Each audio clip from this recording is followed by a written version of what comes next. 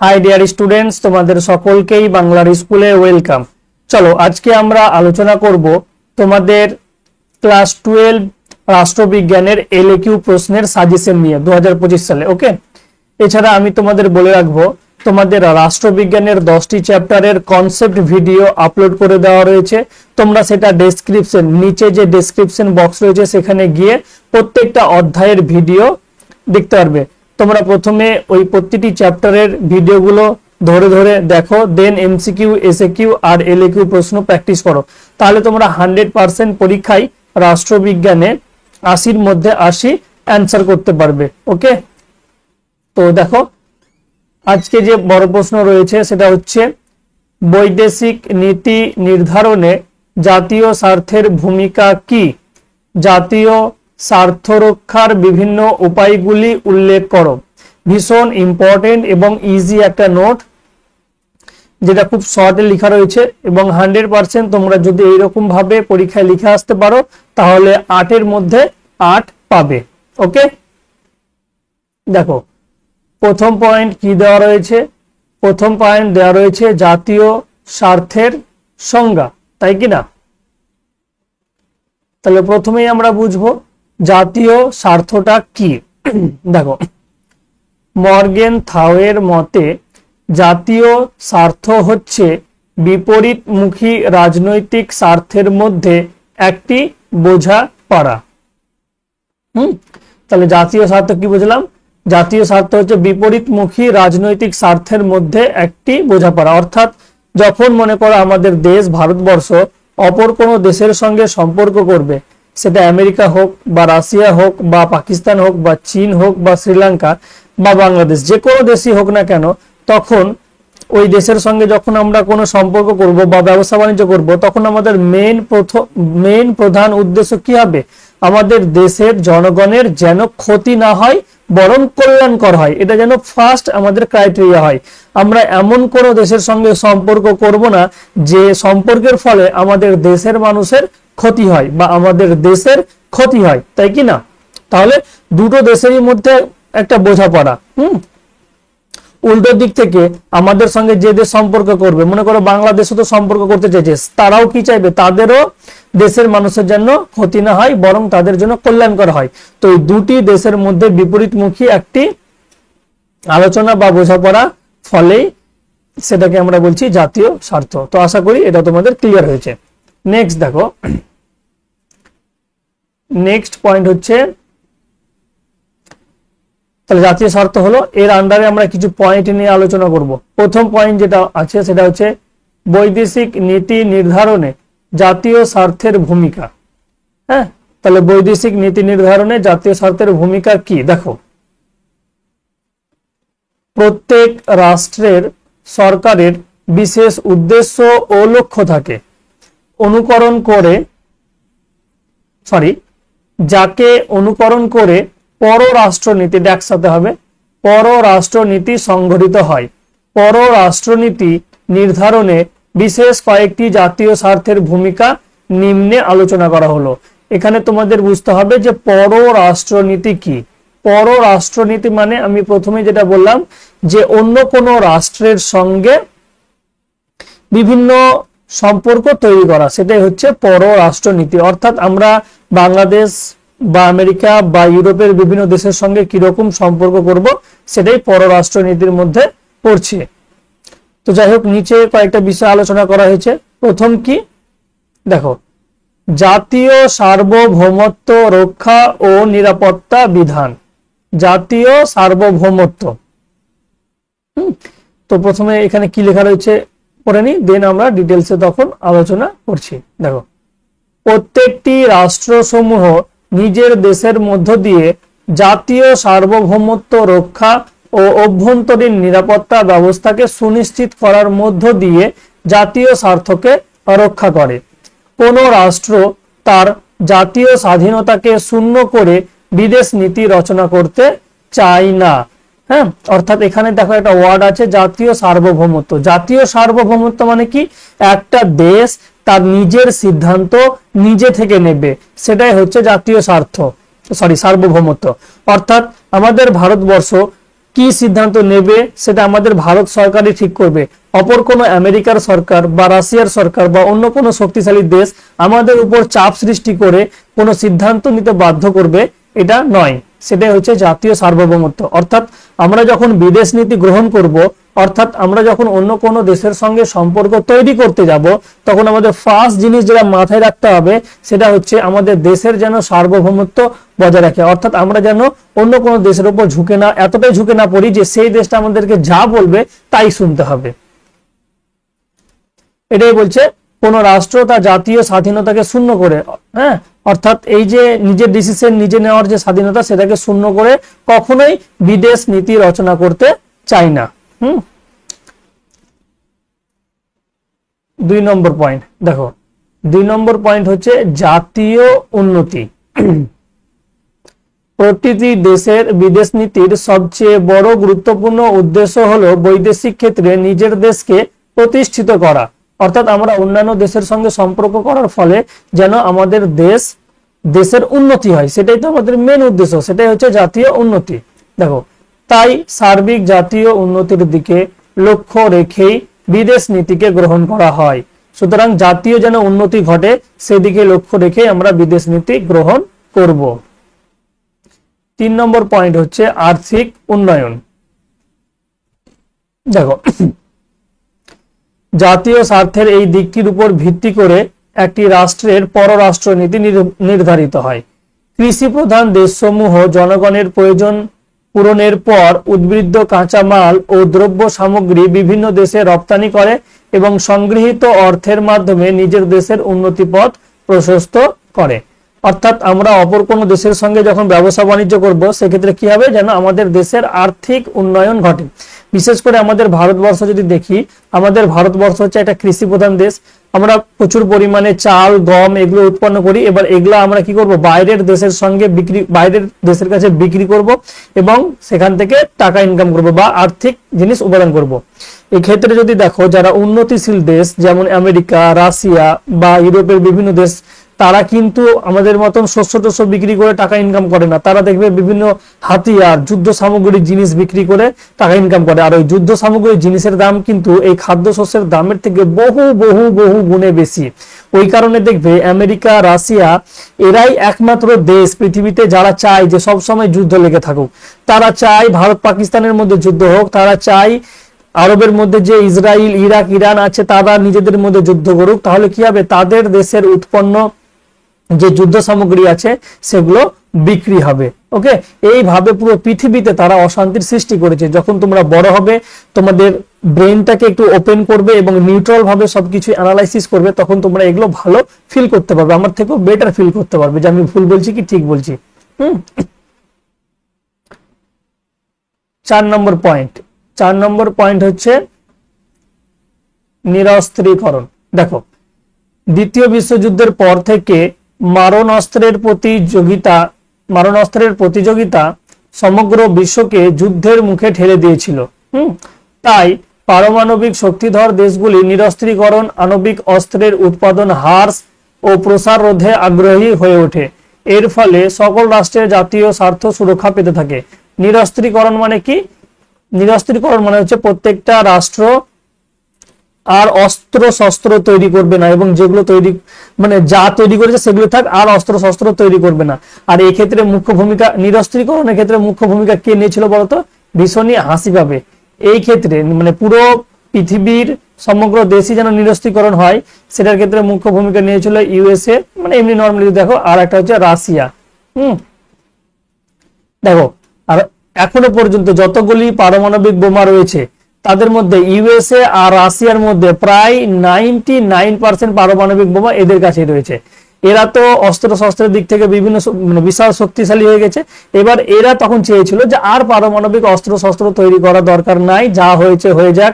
কারণ আমরা দেখলাম পারমাণবিক অস্ত্র শস্ত্রতে দ্বিতীয় বিশ্বযুদ্ধে কি পরিমাণ ক্ষতি হয়েছিল। কারণ আমেরিকা যখন জাপানে, তাই না, 1945 সালে 6ই আগস্ট আর 9ই আগস্ট হিরোশিমা আর নাগাসাকিতে যখন পারমাণবিক বোমা বিস্ফোরণ ঘটালো, তখন লাখ লাখ মানুষের মৃত্যু হলো। সেই জিনিসটা যেন পুনরাবৃত্তি না ঘটে। কিন্তু এটা উপরে শুনতে খুব ভালো মনে হলো, বাস্তবে কি দেখবে, বাস্তবে এরা দুটো দেশ এতটা শক্তিশালী হয়ে গেছে, এরা চায় না অপর কোনো আর দেশ পারমাণবিক অস্ত্র তৈরি করুক এবং তাদের সঙ্গে টক্কর দেখ বা প্রতিযোগিতা দেখ। যে কারণে এই নিরস্ত্রীকরণ জিনিসটাও অনেকটা সাপোর্ট হয়নি। আমরা ইন্ডিয়া, হ্যাঁ, আমরা আমাদের ভারতবর্ষ এই নিরস্ত্রীকরণকে সাপোর্ট করেনি। এই কারণে দেখবে ভারতবর্ষ যখন প্রথম পারমাণবিক বিস্ফোরণ টেস্ট করেছিল 1971-72 সালে ইন্দিরা গান্ধী সরকার সময়, দেন পোখরান টেস্ট যেটাকে বলছি 1998 সালে, তাও সেই সময় কিন্তু আমেরিকা, রাশিয়া, তারপরে আরো যে বিভিন্ন দেশ রয়েছে তারা কিন্তু যথেষ্টই নিন্দা করেছিল। যদি আমাদের রাশিয়া খুব নর্মালি ভালো বন্ধুত্ব থাকে, কিন্তু সেই সময় একটু তারাও ভারতের নিন্দা করেছিল।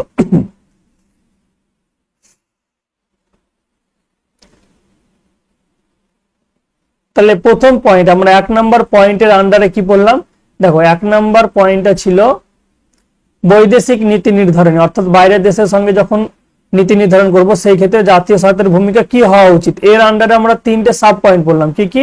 এক হচ্ছে জাতীয় সার্বভৌমত্ব রক্ষা ও নিরাপত্তা বিধান করব, দেন 2 নম্বর হচ্ছে জাতীয় উন্নতি যেন হয়, এবং 3 নম্বর হচ্ছে আর্থিক উন্নয়ন, আর 4 নম্বর হচ্ছে নিরস্ত্রীকরণ। তারপরে আমরা 2 নম্বর পয়েন্ট আলোচনা করব।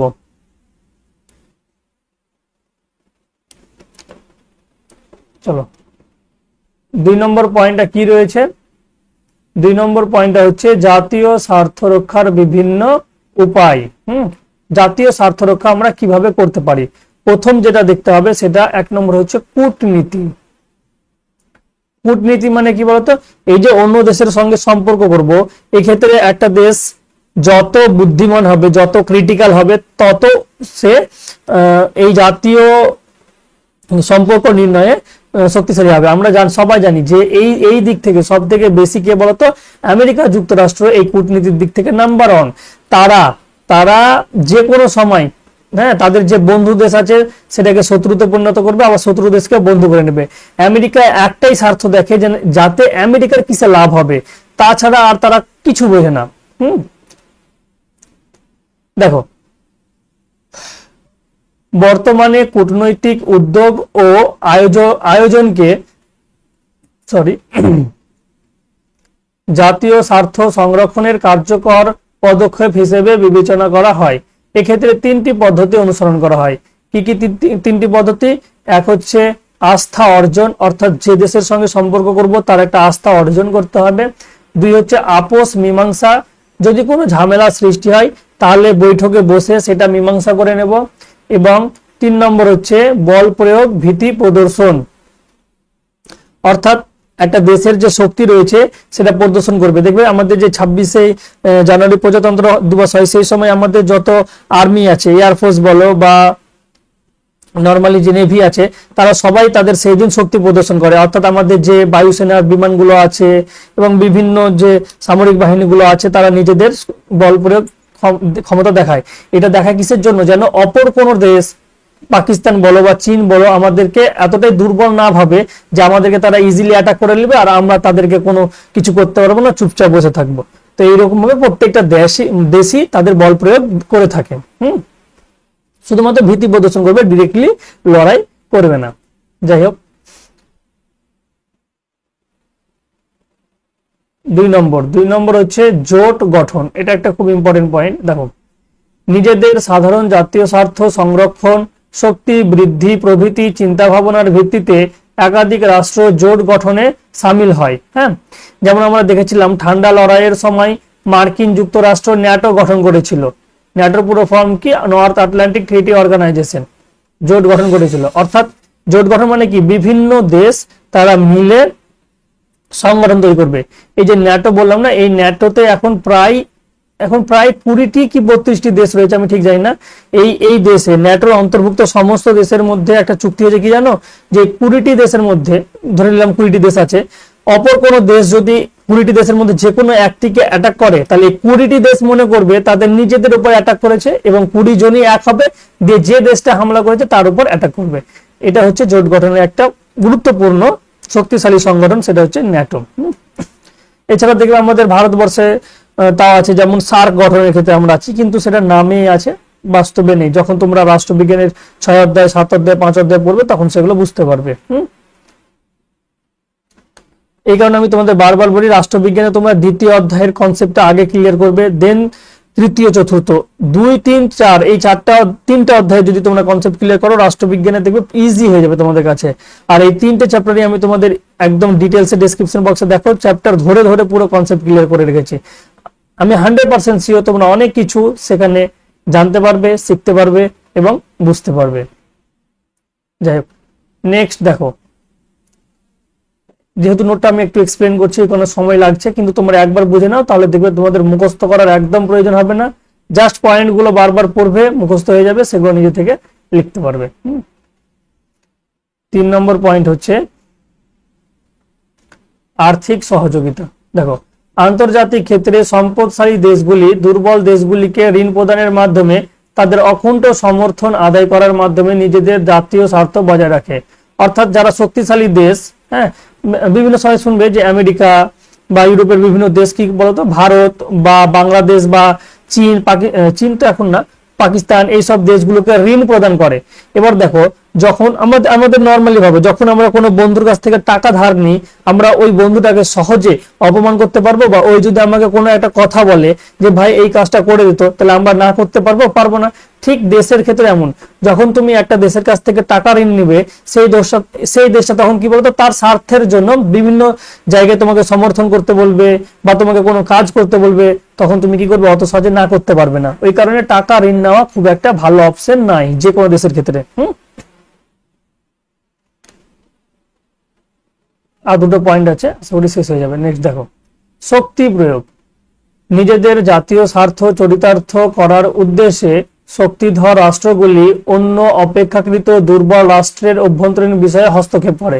দেখবে যে সবসময় আমেরিকা বিভিন্ন দেশ, সেটা ভারত হোক বা ইউরোপের বিভিন্ন দেশগুলো হোক, তাদের অভ্যন্তরীণ বিষয়ে কিন্তু হস্তক্ষেপ করে। হ্যাঁ, এটা হচ্ছে তার শক্তি প্রয়োগ। এমনকি বর্তমানে তোমরা যদি দেখো, মার্কিন যুক্তরাষ্ট্র এমন একটি দেশ যে তার সঙ্গে যদি কোনো রাষ্ট্র খারাপ সম্পর্ক করে, যেমন ইরানের সঙ্গে আমেরিকার খারাপ সম্পর্ক, সেটা আমরা সবাই জানি। এবার আমেরিকা আমাদের ভারতীয়দের কি বলছে যে তোমরা ইরানের কাছ থেকে তেল কিনো না, হ্যাঁ, ইরানের কাছ থেকে ধরুন আমরা কম দামে তেল কিনতে পারবো, সেটা বারণ করছে। বা রাশিয়ার সঙ্গে রিসেন্টলি ইউক্রেন যুদ্ধ নিয়ে আমেরিকার বিশাল ঝামেলা, রাশিয়া অল্প দামে তেল বিক্রি করছিল, আমেরিকা বলছিল ভারতকে যে ভারত যেন রাশিয়ার কাছ থেকে তেল না কিনে। এবার দেখো, আমাদের দেশের যদি আমাদের দেশে তো হিউজ পরিমাণ তেলের প্রয়োজন হয়, তাই কি না, পেট্রোল ডিজেলের।